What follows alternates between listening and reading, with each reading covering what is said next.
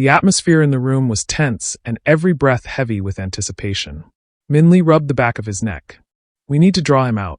Kwame Williams won't rest until he finds us. And once he realizes his men are returning empty-handed, he'll make a move. Daniel leaned against a shelf lined with antique books. Should I play the part of a cornered rat? No, Min Lee said, shaking his head. We'll leak the location of this place. Daniel's brow furrowed. Isn't that risky? It is, Min Lee admitted. But if we don't give them something, we'll never find your father. Min-Kyu was already typing on his laptop, eyes glued to the screen. After a beat, he spoke. Done. The location's out. We've got 2 hours, max, before they show up. Let's get ready. Min Lee stood. I'll notify the team. Those not fighting leave now. Daniel nodded. Then let's do this. The 3 men nodded in silent agreement and left the room. That same morning, the front doors of Daniel's penthouse blew open with a thunderous bang. Smoke billowed as a black-clad strike team stormed the apartment. Inside, the rooms were silent, empty. The only trace of Daniel was his blood-stained tactical suit draped over a leather armchair. The team leader, Tang, lifted his phone and dialed Lily. He's gone. Must have left this morning. Probably got wind of something, likely about his father. Lily's voice crackled through the receiver, icy and sharp. I won't let him kill my master. Even if he is his son, he will die. The man hesitated. Should we stay and wait for him to come back? No. Lily replied back. The man then asked, Is Min Lee still alive? Yes, she spat. Then I'll finish the job this time. He won't escape again. He ended the call and motioned to his men. Let's go. 10 minutes after they left, Detective Jang arrived with the chief of police and other police officers to this place due to a tip-off they got from an anonymous person. Immediately, they got to the place. What greeted them was the broken door to the penthouse. This place was just swept, Jang said, eyes scanning the wreckage. The chief looked at the broken doors of the penthouse. Someone else is hunting Daniel. Someone with more at stake. Jang's face turned grim. And that changes everything. Inside a dim, steel-walled command room, screens flickered with data and maps. The sharp hum of machines underscored the tense silence. Lily stood at the center, her dark eyes narrowed at the blinking red dot on one of the monitors. One of her men turned to her. We've got something. An IP leak. It origins TED from a hidden server. It's masked, but not perfectly, but the location is real. Lily's lips curled into a slow, dangerous smile as she spoke. The acting with Tang is over. Doesn't he wants to kill Min Lee? Yes. Tang wants to kill Min Lee, so that his mission of killing Min Lee and his family would be complete, so that he could earn Madam Kim's trust again. Lily stepped closer to the screen, as her heels clicked against the floor. Then let's give him what he wants. She then turned sharply and spoke to the man. Send his team. The full unit. Contact Min Lee and tell him that there shouldn't be any survivors. Yes, ma'am. The sun was shining when shadows crept across the compound's perimeter. Then boom. The mansion's front gate exploded in a fiery blast. Smoke and dust swallowed the bright day as armed men stormed the hideout, rifles raised, eyes cold with purpose. Alarms blared. Contact! Someone shouted. Bullets shredded the walls. Min-Kyu rolled out from behind a pillar, clutching his laptop. He shouted into his comms. They're here. I'm locking down the escape routes. Min Lee grabbed his gun and turned to Daniel. Daniel, you with me? The intruders were fast and lethal, moving like phantoms through the smoke, clearing rooms with brutal precision. Min Lee ducked behind cover and returned fire. One of the attackers, a towering, bald man with a scar slashing across his eye, stormed into the hallway. He spotted Min Lee and grinned. Been waiting a long time for this. Min Lee's eyes narrowed. You finally crawled out of your hole. The man dropped his gun and drew a long knife from his vest. Yeah, I'm back to finish what I started. You were supposed to be a killer, trained and heartless. But you fell in love and vanished. Turns out you had a wife and kids. Even your kids had families of their own.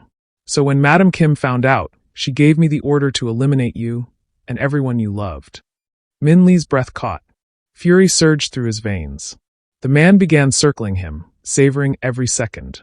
I enjoyed killing them. If I could go back in time, I'd do it all over again. He licked his lips. It was refreshing. A roar tore from Min Lee's throat as he lunged. Their blades clashed, sparks flying in a blur of fury and steel. They crashed through doors, fists and knives slicing through the air. The man fought with brute strength, But Min Lee was faster, deadlier, fueled by vengeance. Every strike carried years of pain and loss. You slaughtered my family on Kim Yunja's orders, Min Lee snarled, forcing him back. I thought you were my brother. The attacker laughed while parrying. Brother? You betrayed me first, for that woman you called a wife. It's a pity you weren't home that night. Blame that on Kwame. And tell me, if I worked for Madam Kim, whose orders should I have followed? Min Lee didn't respond. The man kept talking.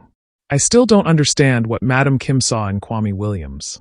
She built the organization, I stood by her side, yet she gave her power to him. Why him and not me? Because Boss Kwame has empathy, Min Lee growled. Something you've never had. The man chuckled, blood trailing from his lips. Empathy? Emotions. I don't need them. They made you weak. You used to kill without blinking. Now look at you, soft broken. Marrying? Falling in love. You started failing missions. That's why Madam Kim made me eliminate your family, to bring you back to the right path. Min Lee grinned through bloodied teeth. The right path? I didn't even realize I had a heart until Kwame helped me find it. You'll never understand what it means to be human. Rage twisted the man's face as he heard that response. He punched Min Lee, but Min Lee responded with a brutal strike of his own. The man grinned, blood spilling from his mouth. I don't want to be weak like you. And because I failed to kill you, Madam Kim punished me. I lost her trust. But today you will die. After that, I'll finish off that bastard's son, and then I will tell Boss the real reason Kwame joined the family. Min Lee tackled him into a table. They crashed to the floor, splinters and shards flying. Blood smeared across the ground.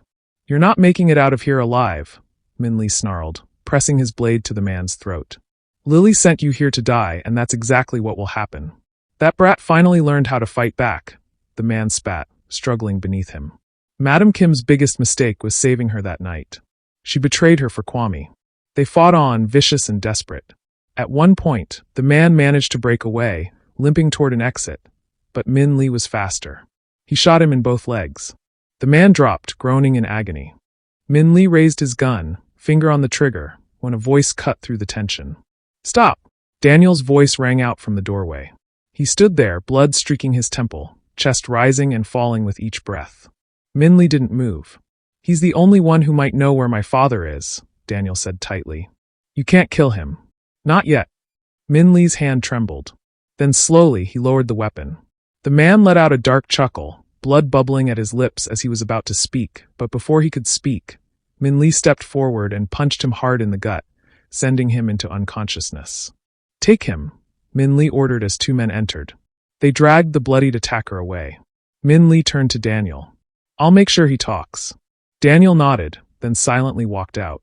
Outside, the compound had fallen eerily silent. Gunfire had ceased. Smoke curled from shattered windows. The squad Lily had sent lay scattered across the ground and none had survived.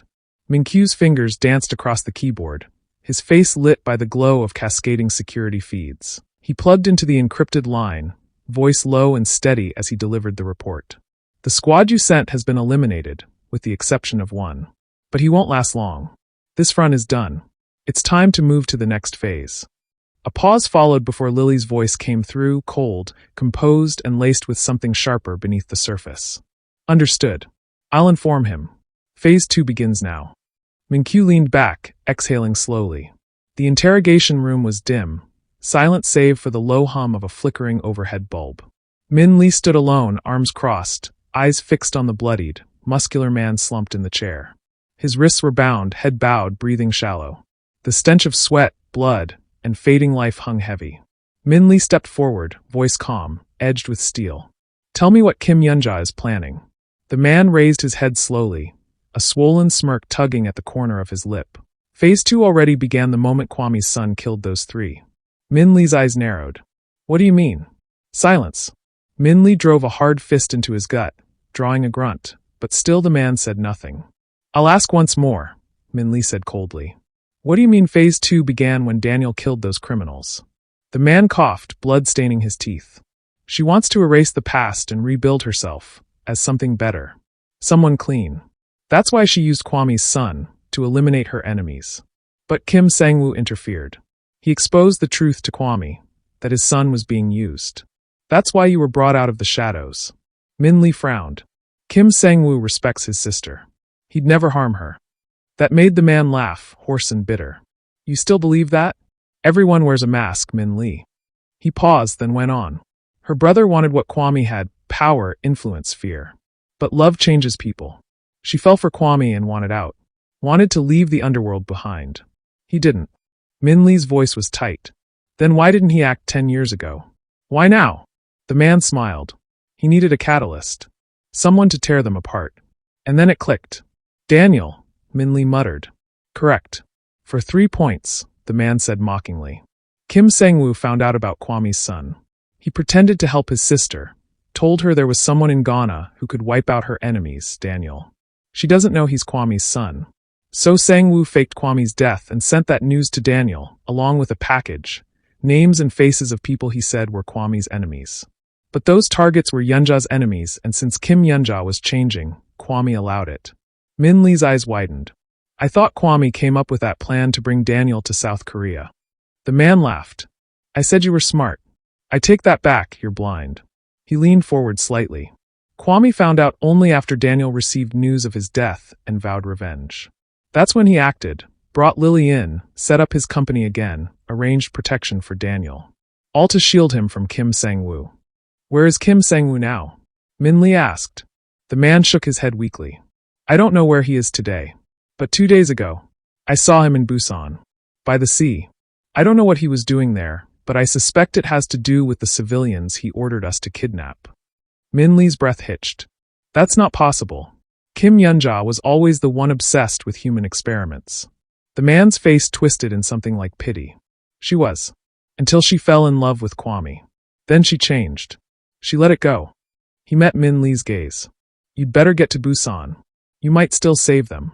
Min Lee studied him. Why are you helping? The man coughed again, voice fading. I'm not helping you nor Kwame. I'm helping Madam Kim Yunja. And also I'm not sorry for killing your family. His eyes fluttered as he spoke for the last time. The mansion is at the seaside. Then he stopped breathing. Min Lee was about to walk to him when his phone buzzed. He picked it up and he saw it was Lily. Before he could speak, her voice came through, sharp and clear. Min Lee, move out. Take Daniel and Min Q. I've dispatched a recovery team to your head. Save the civilians before Sang-woo makes his next move. And be careful. We don't know what else he's planning. Min Lee looked at the body in front of him for the last time. Then he walked out of the room. The air outside was colder, but it did little to wash away the weight pressing on his chest. Waiting in the shattered living room were Daniel and Min Q, both alert and tense. Daniel was the first to speak, his voice steady but edged with urgency. Did he tell you where my father is? Min Lee paused. For a brief moment, his gaze flicked toward Min Q, then back to Daniel. Yes, he lied smoothly. We've got a lead. I know where he is. I've also called for backup. They'll be here any minute. Daniel exhaled, his shoulders dropping slightly. Finally, I can end him. But beside him, Min Q's sharp eyes didn't move. He had been with Min Lee long enough to recognize the subtle shift, the forced calm, the micro-hesitation in his voice. He didn't speak, but his silence was loud. He knew Min Lee was lying. Before anyone could press further, the distant hum of engines broke the tension. 3 sleek black vehicles pulled up beside the ruined mansion, headlights off, tires whispering over gravel. Their doors opened in unison, and the team emerged geared, armed, focused. A woman in tactical gear gave Min Lee a curt nod. We're ready. Let's move to Busan. Min Lee didn't hesitate. Let's go. They climbed into the vehicles in silence. Min Lee sat by the window, watching the afternoon sun streak past, golden rays slicing through the city's chaos. Across from him, Min Q sat quietly, his eyes occasionally drifting to Min Lee's face. Min Lee didn't meet his gaze. There was no time for confrontation. The truth could wait. As the convoy sped down the highway toward Busan, tension sat thick in the air. The silence in the vehicle wasn't peaceful. It was anticipation sharpened by the weight of the unknown. In the second vehicle, a man sat quietly near the rear, eyes forward, but fingers twitching slightly. When he was sure no one was watching, he shifted in his seat and angled his body just enough to shield his phone screen. From beneath his jacket sleeve, he slipped out a burner phone, its screen faintly glowing in the dim interior. And he sent a message stating, "They're en route to Busan. Daniel is coming as well." Seconds later, a reply came. "Perfect. Years of planning. And it ends beautifully. The mole swallowed hard as the next message arrived. Once the fighting starts, make sure Daniel is targeted by many. Confuse him. Overwhelm him. Then separate him from the rest. I want him alive. Bring him to me. The mole's fingers trembled for the briefest moment before typing the message, and it read, "Understood." It will be done. He deleted the thread, wiped the phone, and slipped it back into his jacket like nothing had happened. Around him, the others remained oblivious to what went on as they murmured quietly about their strategy, unaware that the mission they were heading into was already compromised.